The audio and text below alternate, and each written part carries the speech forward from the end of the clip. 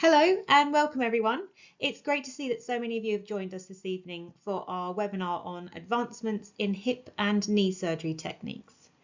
I'm Katie, one of the members of the marketing team, and I'm delighted to be joined by Mr Andrew Skyrme, who's one of our consultant orthopaedic surgeons specialising in hip, knee and foot and ankle surgery here at the Horder Centre. Before I hand over to Mr Skyrme and his presentation, I'd like to remind you that this is a live recorded event and the recording will be emailed to you tomorrow. Please be aware that we won't be able to respond to raised hands directly, but do drop any questions you have into the Q&A box for us to address during our segment later in the webinar. If you do not wish for your name to be included, there is a checkbox for you to tick before you submit your question. Once again, thank you very much for joining us and please welcome Mr Andrew Skyrme. We'll chat about how long it should last, how many times you can have it done, what are the risks. The risks are really important to know, and it's really good to go into these into your surgery well informed. What to expect after and post-operative care, how you prepare and how you best advantage yourself to do well for the future. And then a little bit about revision surgery.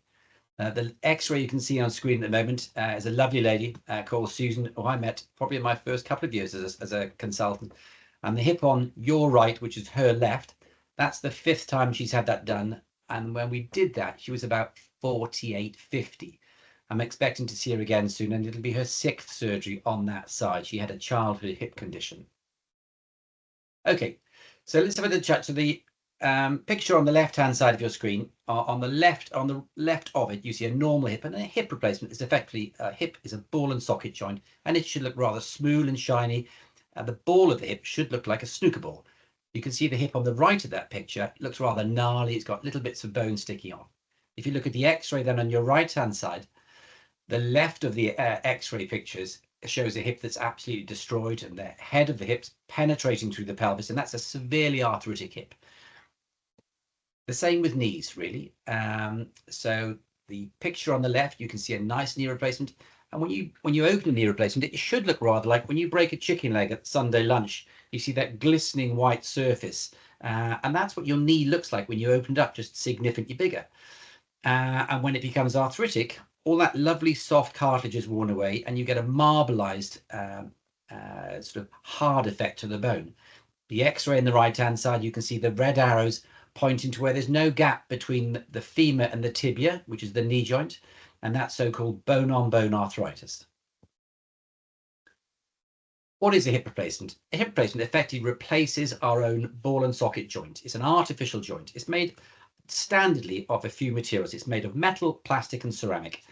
For the most part, they're these days made of metal and plastic. And if you look at the market, I'll just go back one. If you look at the market, there are over 500 types of hip on the market. And it's important that your surgeon chooses the right hip for you. Locally, you don't really have a problem. The local surgeons are all very sensible, and we act as a group, and we make a group decision on what we're going to use, and we base that on results and evidence and long-term studies. Unfortunately, in central London, where there are 1,001 surgeons doing 5 or 6 hip replacements a year, they're using all sorts of different flavors. The problem with that is that the hips that we have are all ranked nationally and internationally every year. And so the hips you can see on Cystin here, one is an Accolade 1, which is ranked number 2 in its class, and there are only 2 classes, ranked number 2 in its class. And so we used to stock that, we now stock the one above it, which is the number 1 in its class. There are some surgeons in London that will be using the one that's 194. And with 194 comes higher risk and higher complications. And so we act as a group, and we try and choose the best hip that we have available on the market for you. This is a little bit about what it looks like. So effectively, during the hip replacement, you chop off the ball and socket and you replace it with a cup in the pelvis and a stem down the femur. Likewise with the knee. There was a question posted regarding knee resurfacings. So knee replacements are effectively knee resurfacings. When you do a knee replacement, you take off just the very top of the shin bone, you take off the end of the thigh bone, and you resurface it. We call it a knee replacement. In effect, it's a knee resurfacing. Some surgeons are starting to market knee resurfacing. In reality, it's a knee replacement, and it's the thing that we all do. This, I think, is a really big advancement. preparing for your surgery. So in the old days, we didn't really, if I'm honest, there wasn't much thought put into it. And we now call it prehabilitation, getting people ready for hip and knee replacement surgery. And one of the big things is getting people as fit as we can and getting people. One of the primary problems when you have an arthritic knee or arthritic hip, you can't exercise, you put on weight. You put on weight, your risks with surgery are significantly greater. And so getting patients to lose weight is essential. I tackle weight with my patients on a daily basis.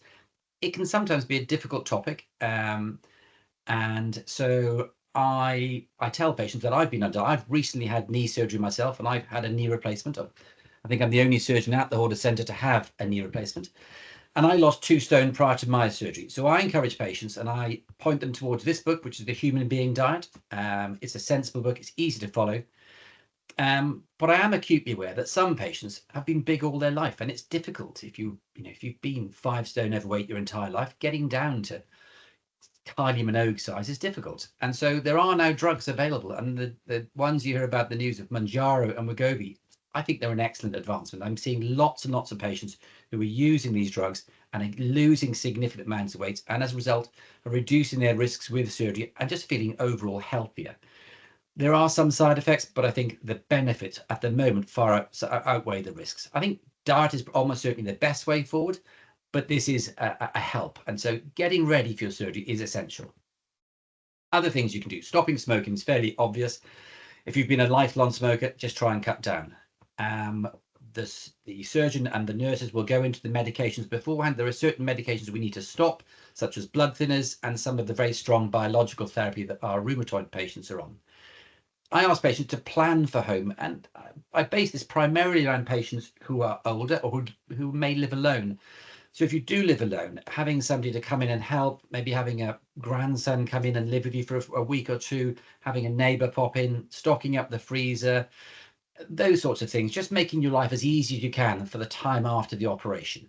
And if you do that, it just makes that post-operative time period easier for you. What are the potential advantages? The real advantages of getting ready for surgery are you may reduce your complications. So you reduce the risks. You reduce your length of stay.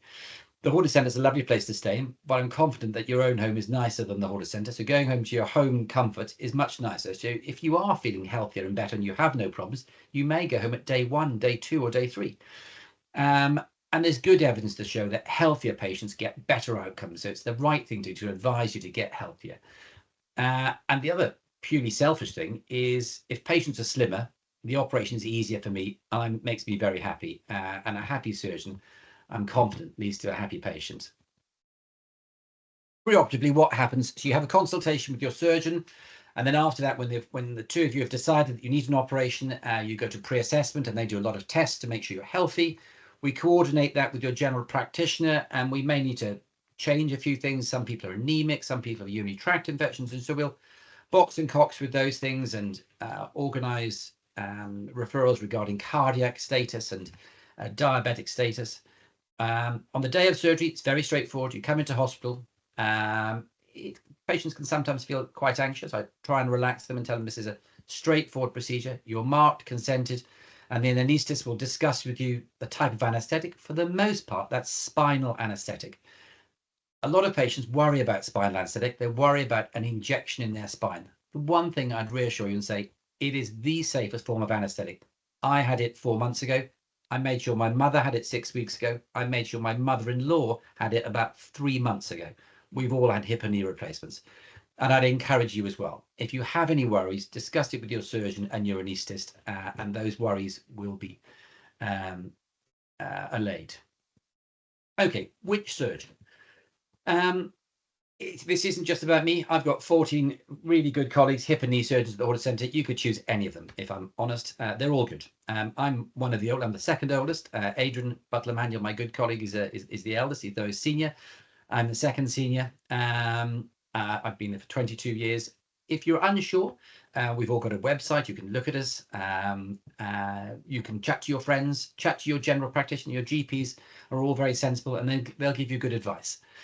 Where? The Horder Centre, it would be my strong advice. And the reason I say that is the Horder Centre is now the busiest hip and knee centre in the country. and it is the busiest by a country mile. It does 500 hip and knee replacements, more than any other hospital. So all these big fancy hospitals you hear about, the Horder Centre is busier than all of them. And just to give you an idea, my father lives in South Wales. I brought him from South Wales to the Horder Centre, bypassing probably 1,000 hospitals en route, and he had his surgery at the Horder Centre. So I can't recommend it highly enough. Do some research on your surgery. If you're not sure, there's a good website. It's over on the left-hand side, NJR Surgeon Profile. If you look at that, it'll give you all of my data. It'll give you the data of all of my colleagues and anybody else in London and all these sorts of people. A patient came the other day with a famous surgeon in London, so we looked up his data, and he did 13 hip and knee replacements in the last 3 years. So this is my data, and it's updated daily. So last year I did 665. The national average is about 57.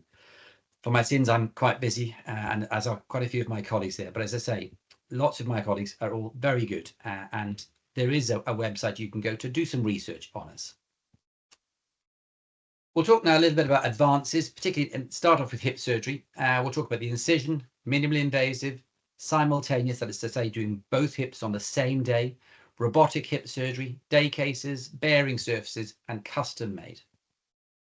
Okay, so the difficult thing is there are 500 types of hip and knee replacement on the market. So my advice would be let your surgeon choose for you. As I say, the local surgeons are all very sensible. And we, for the most part, use an extra Karai hip. One is English, one is French. And we use the Vanguard and the Triathlon. One is made in South Wales, the other is made in America. And if you look at them in their class, they're all either number 1 or number 2 in their class of hundreds of hips. So my advice, rather than go with a preconceived idea of what you'd like to have, chat to your surgeon and they will advise you. In terms of the bearing surface, I get asked about this a lot. So some patients come and want either metal on metal or ceramic on ceramic. So again, if you look at the data that's available, the data quite clearly shows that the failure rate for ceramic on ceramic is actually quite high. It's approximately 8% in the medium term. Metal on metal, which is what Andy Murray, the tennis player, has, is 15 to 20% in the medium term. So for me, that's just not an option. It's just not a sensible option. So when my mother had a hip replacement recently, I made sure that she had ceramic on plastic, which has got the lowest wear rate, which is a 1.3% failure rate in the medium term. So again, listen, your surgeon will chat to you, but for the most part, we use metal and plastic or ceramic on plastic, and that's purely based on the fact they give the best results. Minimally invasive surgery. Minimally invasive surgery essentially relates to making a smaller incision in the patient. And by doing that, you cause less trauma. If you cause less trauma, there's less bleeding. And theoretically, a patient should recover better because there's less injury to the patient. With it, potential advantages are reduced blood loss, reduced stay, quicker recovery, a smaller scar, slightly academic. Some patients worry about the size of their scar. Who is appropriate for it? The answer is everyone is appropriate. I think the size of a minimally invasive incision does vary from patient to patient. So there was a chap in London who was advertising recently in the Daily Mail, and he said he could do a 5-centimetre incision in everyone. Unfortunately, that's a ridiculous statement because some of my patients have this much fat and some patients have this much fat. If you make a small hole and you have to go down that far, it's rather like a well and you can't really work. And if you do work, you work at some risk. And so adapting the incision to the size of the patient would be sensible. Personally, I use an incision based around the work of Hugh Apthorpe. Lots of you will have heard of Hugh Apthorpe. Hugh, I think, is probably the best hip surgeon in the UK. Hugh now works in London.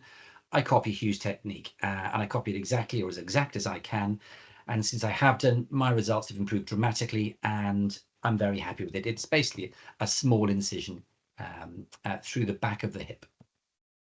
What happens in theatre? It's a standard thing in theatre. There are lots of people in gowns and it's all kept very sterile.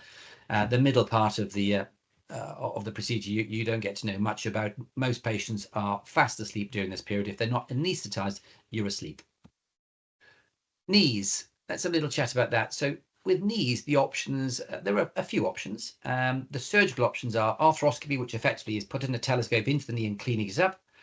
A half knee replacement, which isn't actually a half knee replacement, it's really a third knee replacement. The knee can be divided into the outside of the knee, the inside of the knee, and then the underneath the kneecap part.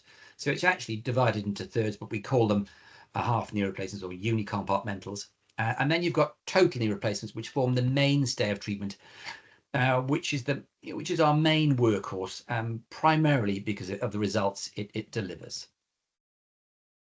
Do you cement or don't you cement? So the evidence at the present time for knee replacements shows that cementing the knee is probably the best advice.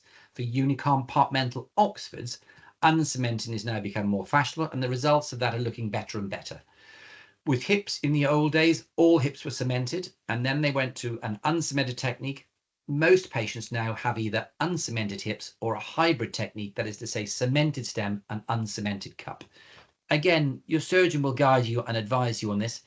I tell patients that I may start off with a plan of an uncemented hip, but mid-surgery, if I look at the bone and think that bone's too thin, or I think the hip replacement itself doesn't fit particularly well, I'll happily change to the other. And they are completely interchangeable, and the results are exactly the same. They do the same job, just via a different route. This is another advancement in hip surgery, so bilateral hip surgery. So this relates to having both hips done on the same day. It sounds like an enormous job. Actually, surgically, it's pretty straightforward. To do this, patients have to meet a number of criteria. First of all, they need to have two hips that are equally bad. If one hip's much worse than the other, just do one. If they're both dreadful, doing them both in one sitting would be nice, because if you do one, they're still in awful pain with the other hip. Patients, however, have to be quite fit, because it is a significant insult to the patient. So ideally, you want the younger patients. I have done a few patients at 75 to, I think 75, 76 was the older patients I've done. Patients have to be motivated, because, again, it's a big thing. You need lots of energy to get up and about after. My advice to patients is we plan to do both. If we have any problems at all, we do one, and then we do another one 3 to 4 months later. Personally, I do a lot of bilaterals. I did 2 last week on 2 patients, so they had both hips done in one sitting. Length of stay. So the length of stay has changed over the years, and again, it's another advancement. In the old days, patients stayed in hospital for 10 days. Now, standardly at the Horder Centre, the Horder Centre's got one of the best length of stays in the country. Our length of stay is usually around 1.5 to 2 days for hips and 2.5 to 3 days for knees. Knees are just that little bit more painful. Some patients do go home the same day. Some patients say, well, I want a day case hip replacement. My advice would be, don't try and rush out of hospital. The day case hip surgery, if I'm brutally honest, is a marketing thing for surgeons. So if I tell you that I've done lots of day case hips, it sounds quite clever. But in reality, when my mother had her hip replacement done, I made sure she stayed in for 2 days. She could have gone home at day 1. She's a very fit 80-year-old lady. I made sure she stayed in for 2 days. So if there are any problems, there's a nurse to deal with this, there's a doctor to deal with that. Personally, I'm happy to do day case hip surgery and day case knee surgery, but I think staying in a day, staying in overnight is entirely sensible. And this bears in mind that quite a few of my local patients are over 80. They don't live with anybody. They don't have a living spouse. So I think you just need to be sensible. My advice is go home when you're confident and comfortable. Custom-made implants. These sound fancy and they sound like the perfect thing. My advice on that is I guarantee everybody online, 99% of us don't have our shoe made to measure. So I go into a shoe shop and I ask for either 9s, 9.5 or 10s. I don't ask for 9.65 because I don't need it. The 9.5 will fit or the 10 will fit. And just the same with hip and knee replacements. You don't need a 9.65. When surgeons are advertising a custom-made implant, actually what they're doing is, it sounds like a custom-made implant, but what you're actually doing, you're having either a 9 or a 9.5 or a 10. So you're having a standard size, but there are just slightly more sizes. They are useful for people with very, very abnormal anatomy, and that's usually patients who've had a pediatric hip problem or had very bad injuries with fractures. And in those patients, it can be advantageous, but it's infrequent. Robotics is hugely popular at the moment, in both hips and knees. So I have a little chat about knees. So in knees, it's much more useful. It is slightly marketing driven. If you look at, so I've recently had a knee replacement, and I elected to have it non-robotically. So I've had a standard knee replacement. The robot gives you some advantages. I think particularly for patients, again, with very abnormal anatomy. It doesn't make it quicker. It doesn't reduce the soft tissue trauma. There's a lot of evidence being published at the present time saying it's bigger, better, quicker, less trauma. You leave hospital the same day, you play golf the next day. In reality, when I had my knee replaced recently and my mother-in-law had her knee replaced, I made sure they were both done non-robotically, which may give you an indication of how I feel about it. If I felt it was truly better, I would definitely have it. I think it has some advantages. Again, if you look at some of the best hip surgeons in the world, Hugh Apthorpe's one of them. Hugh doesn't use a robot. I copy his technique. The robot, again, for hips has some advantages for patients with abnormal anatomy. Just while we're on that, does it, it has, and again, these are potential advantages of optimizing alignment, potentially faster recovery. Again, these are all potential advantages. I would chat to your surgeon and they will discuss with you, looking at your knee, which they feel is the best for you. Custom-made implants, again, just like the shoe thing for knees, custom-made implants for knees, for the most part, are slightly nonsense. The robotic knees, again, as I say, my mother, again, is a good example for the knees in particular. My mother's had one robotic knee and one non-robotic knee, so she's actually quite a good randomized control trial, both done by the same surgeon in London, a chap called Farah, who's one of the more famous surgeons in the world. And the results are exactly the same. If anything, the non-robotic functions slightly better. Okay. This is another advancement. This is in terms of rehabilitation after a knee replacement. And this is something that I used after my knee and our physiotherapists use all the time. This is called PhysioLab. And basically it's an ice blanket. On the left-hand side, you can see a knee that's bashed and bruised and swollen. And after a knee replacement, we're trying to stop that, because when the knees become that bashed and that bruised and that swollen, they become stiff. And when they become stiff, they become painful. So the quicker you can get the swelling down and the more you can reduce the bleeding, the better. So I hired one of these machines, and our physiotherapist will give you the information on this. And I used it on the hour, every hour, probably for the first 3 weeks. And as a result of that, I had very little swelling, and I was walking quicker. So I think this is a real advantage. You can just use frozen peas. These are reasonably costly. They cost about £350 for a 4-week period, but I find it very useful. But as I say, a bag of frozen peas will do the same thing. Arthrosamid injections. Some of you will have heard about this. This again is another recent advancement. So this is a Dutch company that have come up with an injection which isn't, so there are quite a few injections one can have into your knee. Steroids has been the classical one, which we use a lot of. Then there are things which call viscosupplementation, which are just like a gel in the knee. Arthrosamid is designed to try and produce a fiber and a mesh within your knee to try and reconstitute some of the lost cartilage. It doesn't make cartilage, but it does create a membrane. So it's become much more fashionable, and the results actually look very good. So for some patients, I think this is a reasonable option. I think it's reasonable for patients who aren't fit enough for surgery. If you're too young or too old, if you're trying to delay surgery, I've seen a patient today who doesn't want to have a knee replacement. She wants to try everything else. And I said, well, this is a reasonable thing to try. If you've tried everything else and nothing else has worked, then this is also a reasonable thing to try.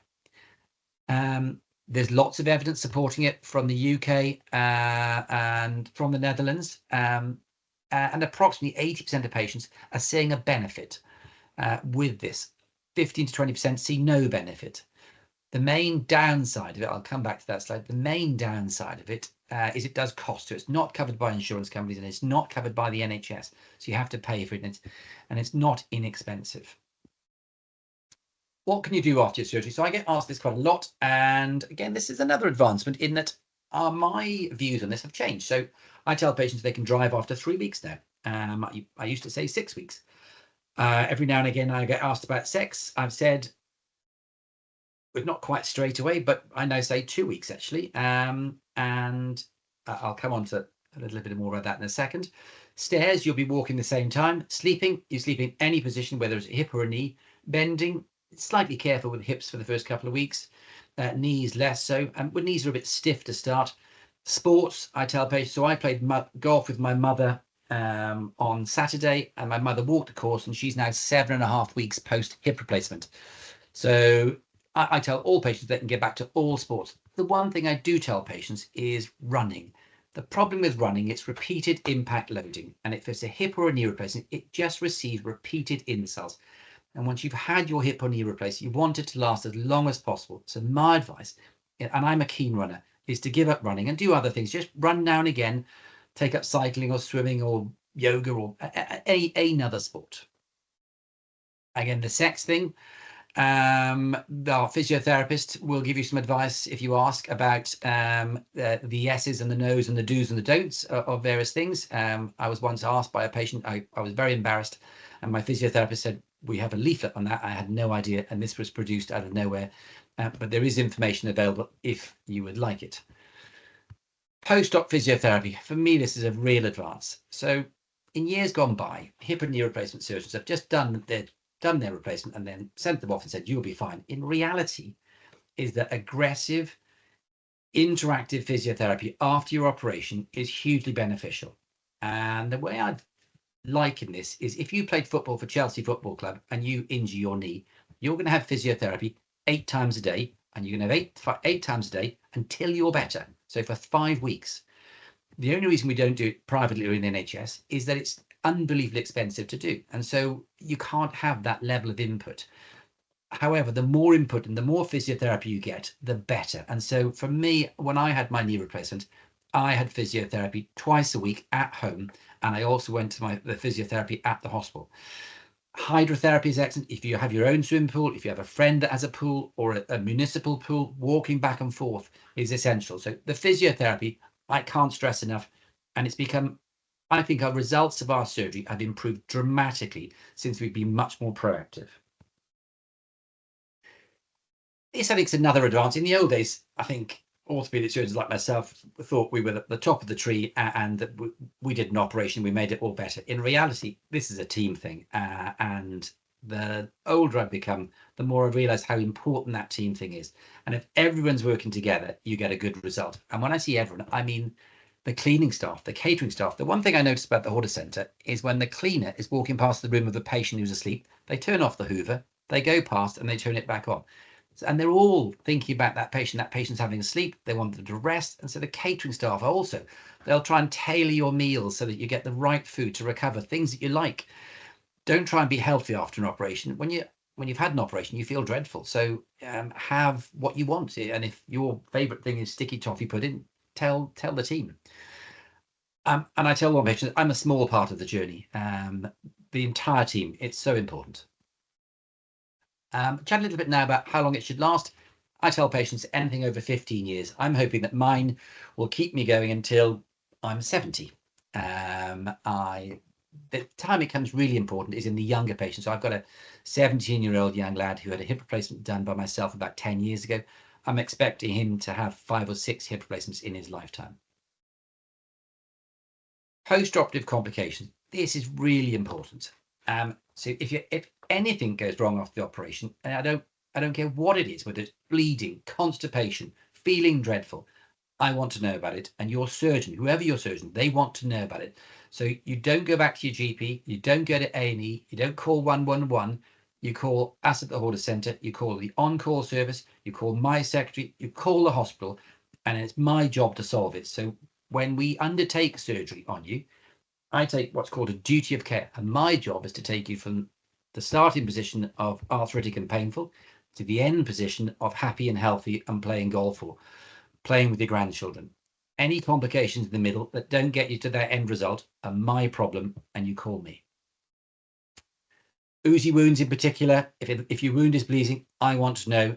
If I deal with problems early, we'll get a better result. So any problems at all, particularly oozy wounds, and if your surgeon isn't there, there are 13 other hip surgeons. So if I'm not there, or if my colleague isn't there, I'll see the patient. Most common problem after a knee replacement is stiffness. Those of you who have had a knee replacement will know about this. The knee replacement itself is a painful process, and stiffness is a predictable thing. So the more you reduce the swelling by icing it regularly, doing your regular exercises to retain the range of movement, employing the Physiolab machine, ice blanket, frozen peas, all of those are really important, combined with the physiotherapy, and you'll get a good result. Every patient has a numb patch. That's nothing to worry about. They do become a bit swollen. Keep the swelling down to a minimum. Take regular painkillers. I did have another painkiller written in here, which I've had to remove, but I used medicinal painkillers at home of the liquid variety, and they helped me. But we won't talk more about that. Let's talk a little bit now about failing joints. So when things go wrong, what goes wrong? In hips, the commonest problem nationally is leg length discrepancy. So getting the leg lengths equal is actually very difficult, and it happens probably to about 10% of patients.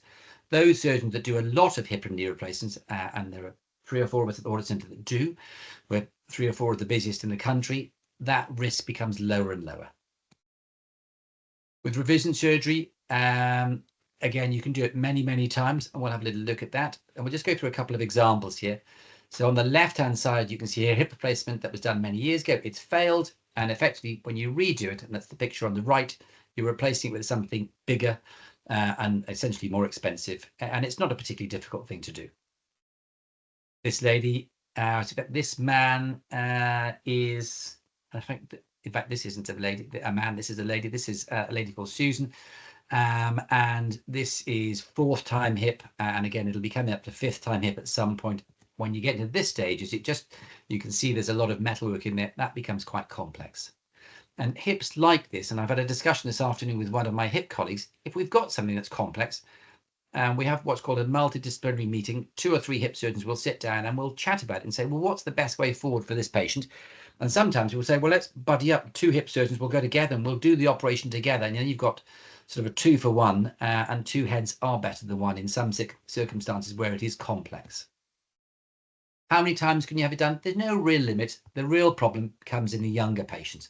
So if you're very young, and I mean in your teens, having a joint replacement does come with problems later in life. There are lots of risks. During the consenting process, your surgeon will chat to you about risks. With revision surgery, those risks effectively double. And with revision surgery, there's a 1 in 10 chance of significant issues.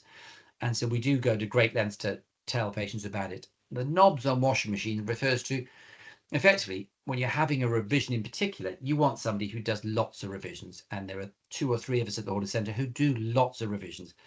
If your job in a factory is to put a knob in a washing machine and you've done it 5,000 times, you get very good at doing that. And so you want to choose somebody who's doing that on a regular basis. Timing of surgery, it differs slightly. In the UK, we've waited too long in the past. In the USA, they operate slightly too quickly. Australia is probably the best example. When it starts to become significantly troublesome, it's time to deal with it. And again, you need to chat about the risks of surgery versus the benefits of surgery. In some patients, they're very, very sick, and actually it's worthwhile putting up with the pain.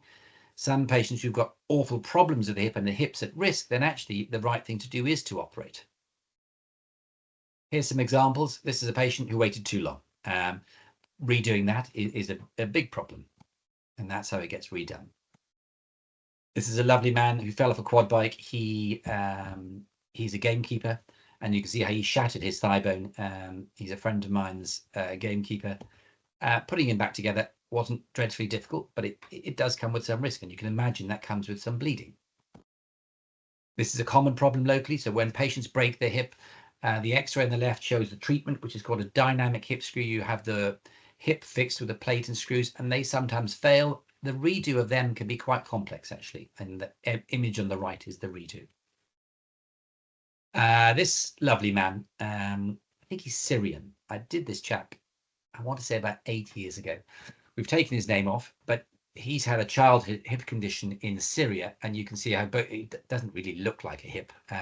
Both of his hips had migrated up his pelvis, and he's got 2 really complex hips. And so the reconstruction of him was 1 at a time and complex. So we took the head off. I screwed his own head back onto his pelvis with screws. We then made a hole in underneath that, and you can see how it looks reasonably complex. This lovely man did really well.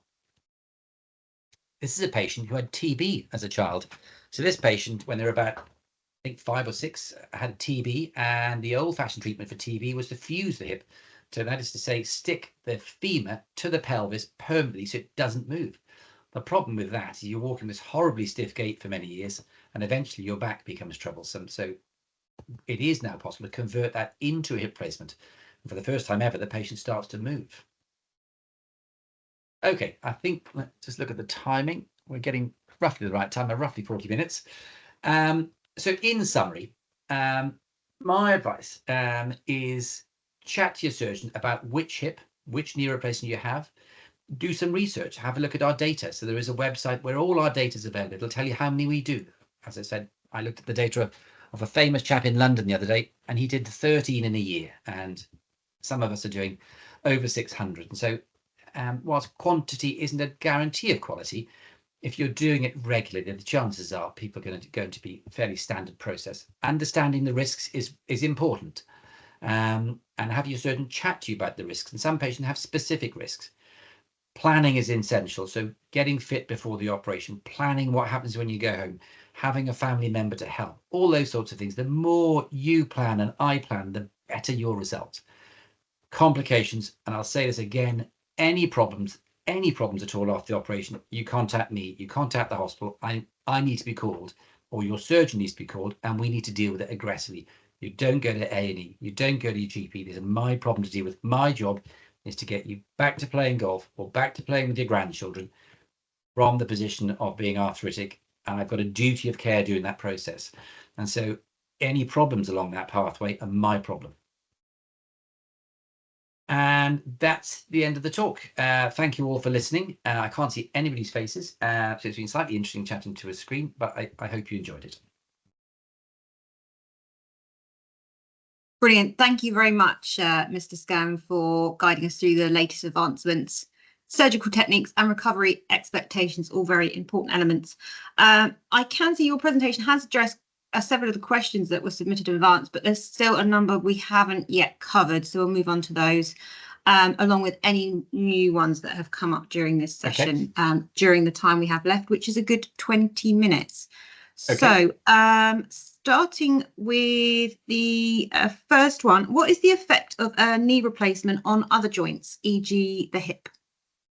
So, and I can speak from personal experience. So the effect is, in the short term, when you have a knee replacement, it is painful and you limp.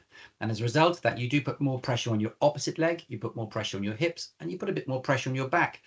Also, at the start off, you're using crutches, so you put a bit of pressure through your arms. If you've got tennis elbow and things like that, it may flare it up. If you've got troublesome shoulders, it may cause a flare up of that.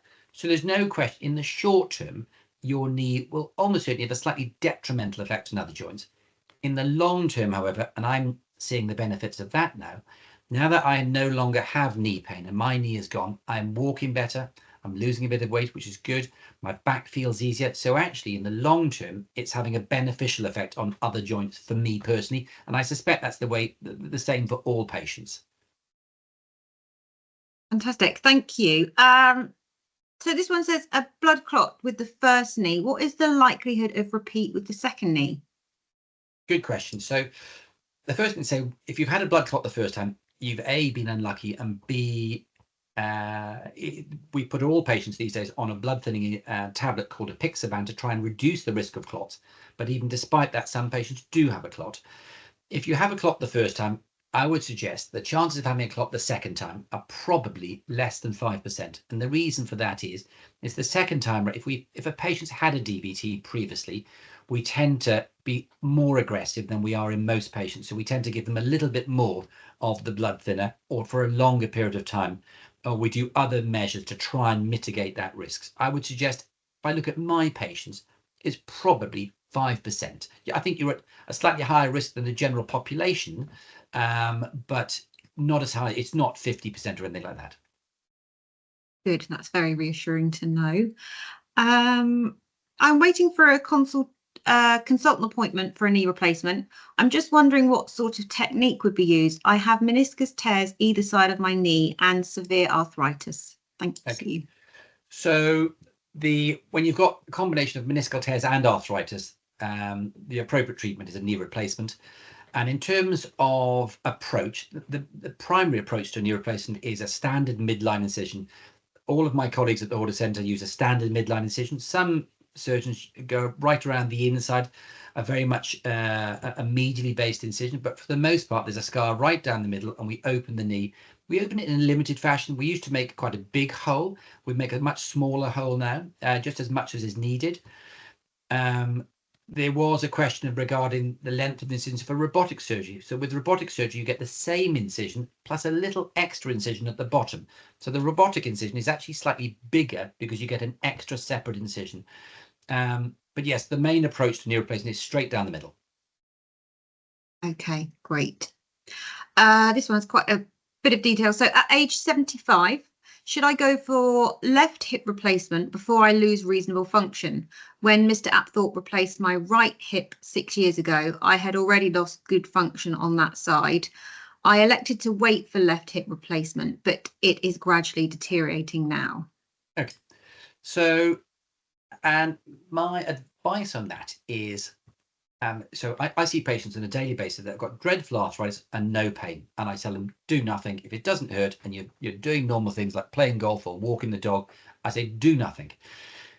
At the same time, however, if you've got an arthritic hip or an arthritic knee and it's starting to compromise your function, and my advice to patients is, if it's painful every day, if it is compromising your function, if you're struggling to walk the dog, you're struggling to walk to the pub, you can't go for a walk with the grandchildren, you're struggling to put on your socks. So a lot of patients, particularly with hips, can't put their socks and shoes on.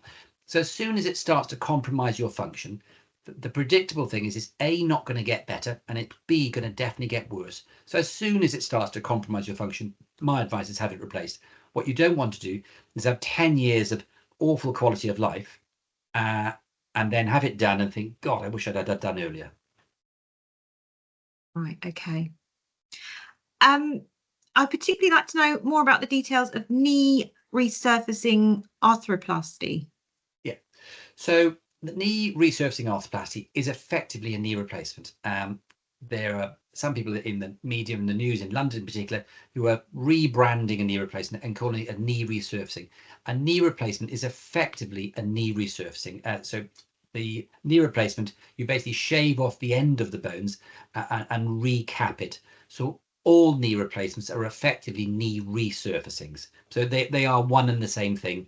It's just surgeon speak, which is a slightly marketing-based surgeon speak, if I'm honest. Okay, great. Thank you for that clarification. I know you did mention sport in recovery, but somebody's put here, impact of sport on replacement longevity. Yeah, so I'd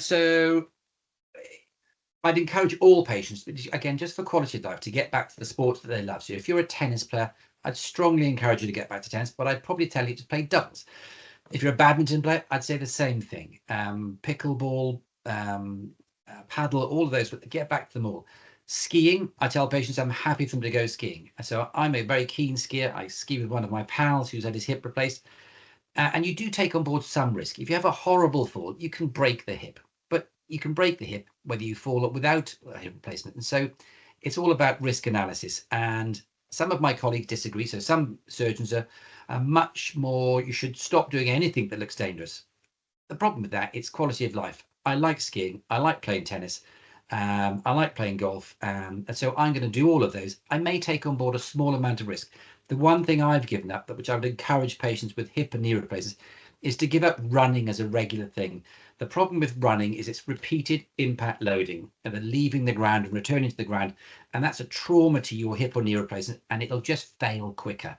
And so I think I wouldn't return to long distance running as a regular exercise. The occasional run, fine, but it's not your regular form of exercise. Okay. I'd like to know more about partial knee replacements, specifically the Oxford knee replacement. Yeah. So partial knee replacements are a lovely idea. So the Oxford has been fashionable for many years. It's designed in Oxford by some guys I know, and it's designed primarily to replace the inside of the knee. You can replace the outside of the knee, but the success rate with replacing the outside of the knee is much lower. So it's primarily designed for replacing the inside of the knee.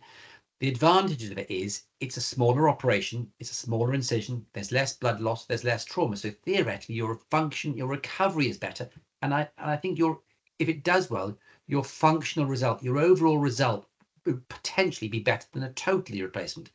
The downside, however, is if you only replace 1/3 of the knee, the other 2/3 can degenerate, and so you may well find you're coming back in a few years' time to have the other side replaced. And so it may convert a patient from having one operation to 2 operations. And so that is, again, chat to your surgeon and they will advise you whether you are appropriate to do a unicompartmental replacement. The rest of the knee has to look almost normal. If the rest of the knee is looking a bit arthritic, then a total replacement would just give you a higher guarantee, would be my advice. Okay, as you say, very important to discuss that during consultation. So we've got someone here asking the relationship between hip replacement and tendinitis and inflammation in the bone marrow. Okay, so they're slightly different things. So when you do a hip replacement, you cause a degree of bone trauma, and that bone trauma will be seen as bone marrow edema, which for you and I is like a bruise within a bone, which is a slightly odd concept. If you bash your skin, you get a bruise in the skin. The same thing, if you bash the bone hard enough, it bruises internally, you get some bleeding within it. The tendinitis, so around a hip and a knee replacement, around the knee, there are 2 or 3 tendons. There's the iliotibial band, and there are 3 tendons that come around called the pes anserinus, and so they can become a bit inflamed with the knee replacement. Likewise, with the hip replacement, the gluteal tendons, if the surgeon increases your offset, which is the distance from the center of your pelvis to the outside of your hip, is increased too much, that can put a little bit of tension on your gluteal tendons. For the most part, however, the tendons aren't really troubled with this type of surgery. Okay. You did touch on this briefly, but we've got one here, recovery time after robotic surgery compared to normal surgery. So if I wanted to become rich and famous and do everybody's knee replacement, I would say that robotic is your recovery is going to be 1 day, and you're going to be back to tennis in 2 weeks. I'd be a very popular man. In reality, the recovery is almost identical, I think. The robotic surgery, you do have a separate extra incision as well. The robotics is designed mainly around alignment, particularly for patients with really abnormal anatomy. So it's actually very good for some patients. The recovery, however, I would suggest is identical. Again, I've recently had knee surgery and I elected to have it non-robotically, and I encouraged my mother-in-law to have it non-robotically. If I truly felt the result was better and the recovery was quicker, I would have had robotic. It hopefully speaks volumes that I've had it done non-robotically. Okay. Hip replacement in older patients, risky ? Yeah, so there's no question. In an ideal world, everyone would be 20 years old and we'd have great bone quality and they'd have no illnesses. The reality is that most 20-year-olds don't need a hip replacement, and that most people that need hip and knee replacements we're over 60, over 70.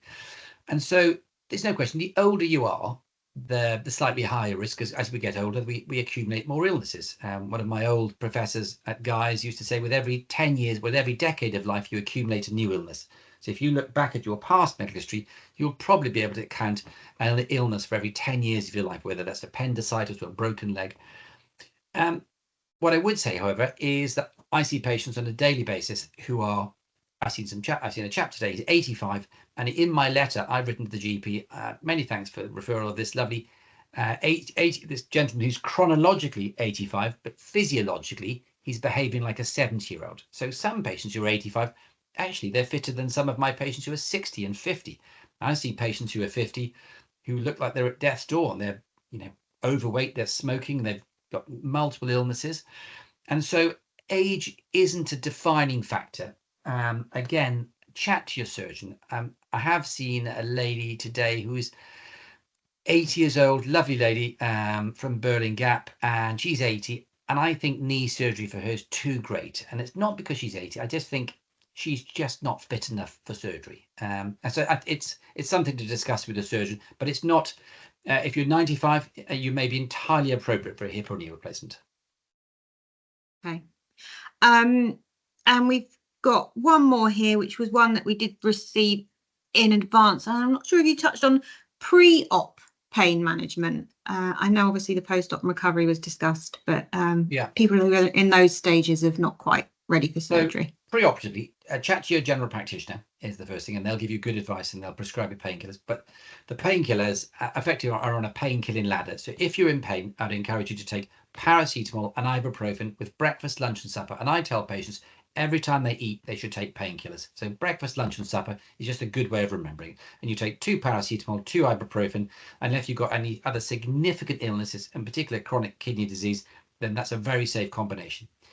If that isn't helping, then speak to your GP and go the next level up. The next level up is naproxen and cocodamol. They come with slightly higher side effects, but we can give you medication to mitigate those side effects. And then if they don't work, there are medications above those that then become almost morphine based.